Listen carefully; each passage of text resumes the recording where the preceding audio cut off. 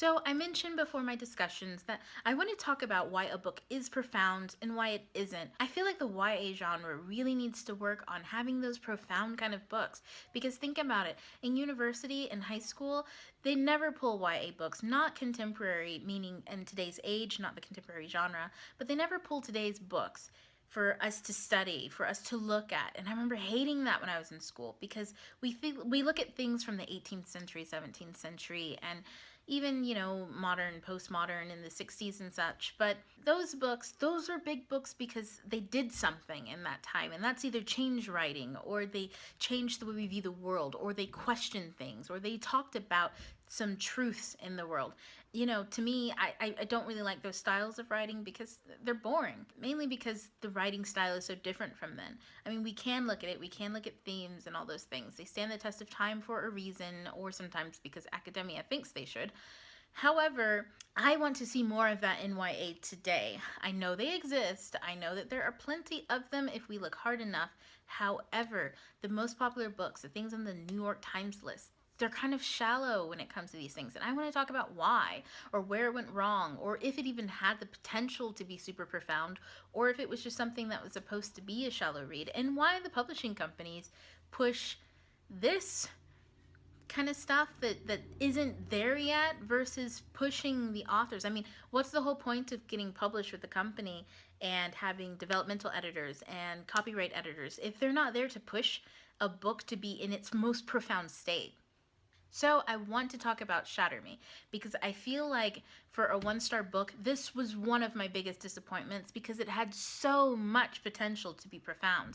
In the beginning, I told you we had this poetic kind of writing. Things were going really well. I saw this girl who was broken or shattered, and this boy comes in and he's, you've just got questions. You've got questions about the world. You've got questions about her. You've got questions about this kid who just came in. And then, one thing leads to another, and next thing you know, she's at gunpoint with this other crazy boy looking at her. And that's where things start to fall apart. I felt like from the beginning to the point where Warren enters the scene, everything is rushed. It's crazy, it's fragmented, I don't get it, and that's okay.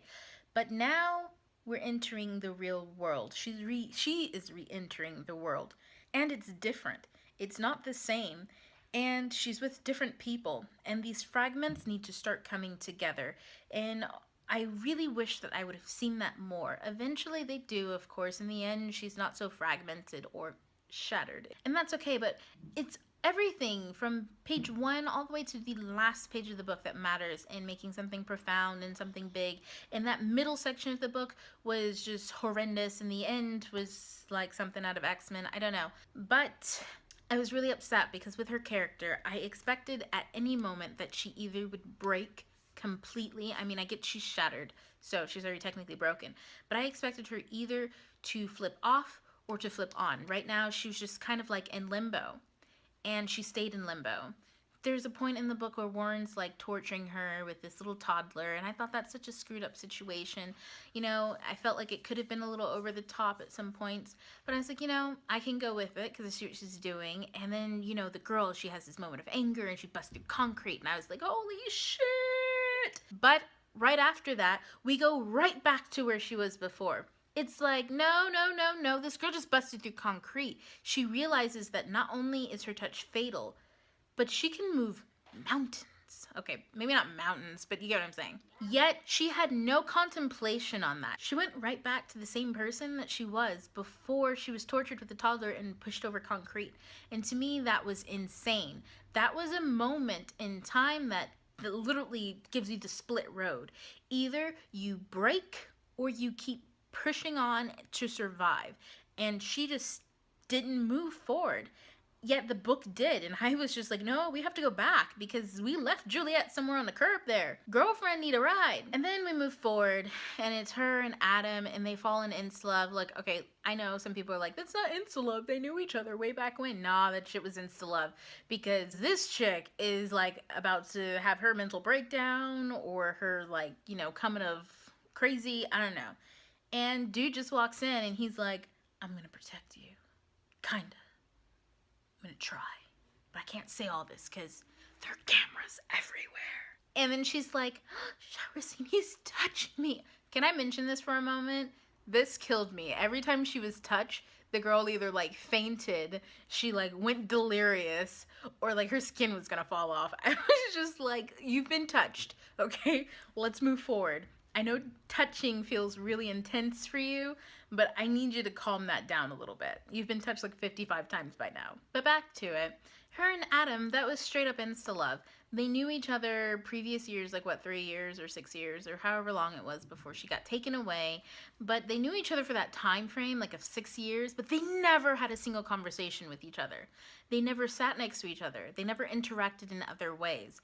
So for me, just because you find that person intriguing or just because you want to be a part of that person's life, that does not mean that you are in love with that person. And that doesn't mean that when that person comes to talk to you for the first time ever, or you guys hit it off for the first time, that you were in love. That's not love. That's still, you still need time to grow. And these circumstances were not the kind of circumstances that people can sit down, get to know each other more, and fall in love. These were circumstances where people need to get down before they get shot. So that really killed me, because once you hit the insta love and there were no relationship, then it just went down that road where most of these books are going these days, and that's called, you know, romance subplot turns into the plot. And that killed me. Next, let's hit on some plot because we're moving through this book. So now they run away. They go into like some radioactive field. It like kicks off their detonator. Oh, not their detonators. Like, oh, Jesus, they're about to die. No, it kicks off their tracking devices. And then he's got a tank there. And then they drive it to his secret hideout place that he never told anyone about because, you know, he just knew one day he was going to need this stuff. And then, like, they sit there for a while, maybe, like, forever, even though every moment that they're there, they put themselves and his brother at risk. Come on, guys. That screams, like, super convenience to me. They stayed there long enough for Kenji to come. Is his name Kenji? Kenji, yeah, because he's Japanese. It was Kenji. They wait for him to come, and then all hell breaks loose. And my whole thing was, one, going to this radioactive field, the fact that you, Warren, and this girl, and all these situations, you guys aren't affected by it. Convenience. 2, the tank's there because he thought to, like, you know, bust one up and then leave it there once.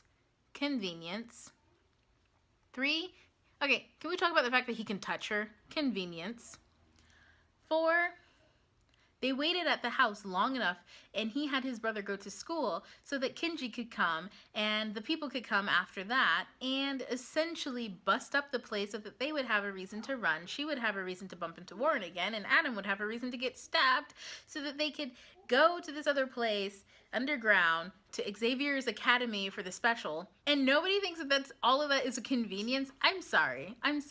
What's the first thing you do when you are on the run? You keep fucking running. You don't stop. You don't stop at the first place people are gonna look for you, even if it's a place that you've tried to keep hidden from other people. Why? Because chances are they still know about that place. Kenji showed up. So all of those conveniences erase the bottom line plot, which was dun da da da twist. It's the X-Men with a love triangle-ish. Actually, there is so many love. Anybody under the age of 30 was like desperately in love with her. How about Warren, who's crazy because for no fucking reason possible besides his dad's mean? I'm sorry, a lot of us have mean parents, and a lot of us don't turn out as crazy like that. 2, let's talk about the fact that he's 19 and in charge of an entire sector, and he's fucking crazy as fuck. I'm sorry, I would have killed him in his sleep. 3, let's talk about the fact that he just kills people out of nowhere. I get that that's supposed to show how erratic and crazy he is, and that is cool. That's fine. In fact, I loved it when he just pulled out the gun and shot the roast. Like, he didn't care if the bullet went into, like, Betty Sue's head. Actually, there was no Betty Sue, because Juliet was the only female in this entire book, except for that one old lady and those 2 twins who were probably 12. Anyways, I love that he didn't care. You know what I didn't love? The fact that every time she described him, she still described him as somewhat attractive, or how he was attractive, but they're still a sociopath. And it's like, no, it's fine to notice someone's, like, attributes, and maybe the attractiveness makes them queasy because you see how other people could fall into, like, being stalked by them, or, you know, like, creep vibe.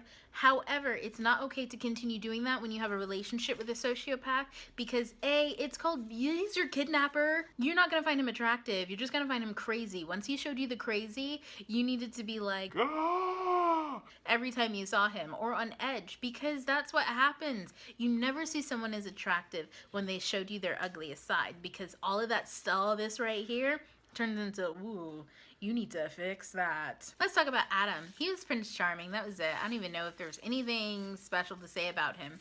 There's not. Okay, so let's move on. I want to discuss the biggest moment that kind of killed me, that I was like, you know what? This could have been so cool. Okay, it starts when she like shoots the dude, because it's like, whoa, she shot Warren. Like, finally, somebody stands up and they shoot the bad guy. But boo, she walked away before he could, like, you know, she could check and make sure he was dead. Like, who does that? That aggravates me, but I get it. You know, you're trying to just, it was a loud noise and you want to run. You don't want people to come and be like, what's going on here, Warren?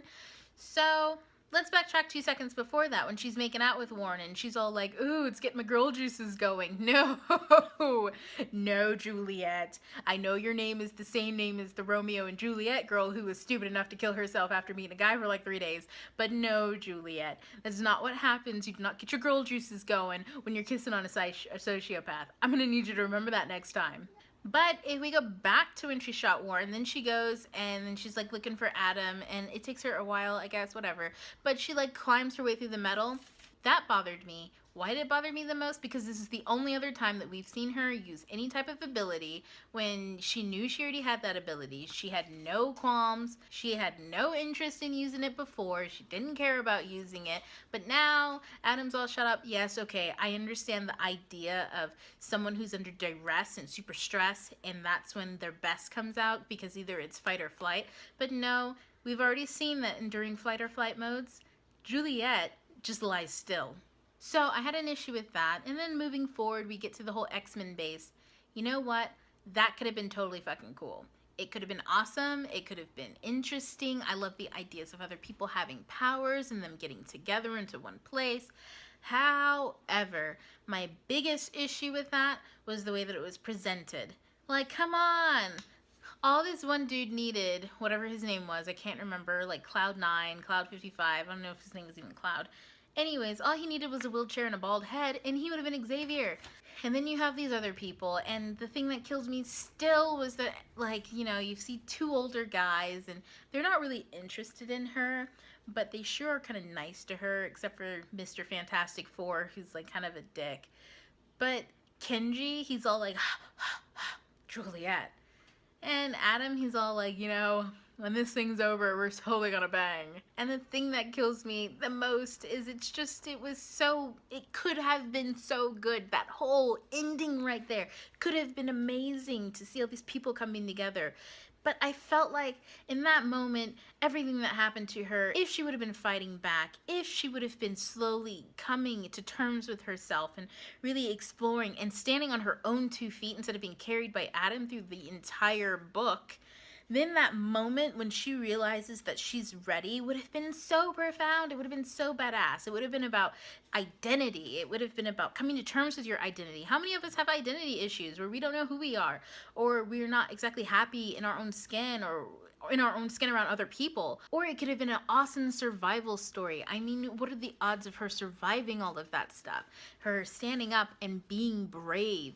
It could have been so many things. It could have been so filled with so many feel-good moments and so many anxious moments and so many good things, if it hadn't been killed by some need to turn it into an insta-love, halfway love triangle plot that just isn't authentic, and that just kills me. So guys, that's everything I have to say about Shatter Me. I'm closing that chapter of my life now. Tell me what you thought about it. I know a lot of people love this book. I know that my opinion isn't that popular, but I know it's also not that unpopular. Tell me, what did you like about it? What did you dislike about it? Is there anybody out there who just thought it was okay? Or is it like the polar, like either you loved it or you hated it? So just let me know in the comments down below, and don't forget to subscribe. And if you have any questions or you want to suggest a book for me to review or to read, tweet me at Francina Simone, and I will see you next time. TTYL. Ta-ta for now.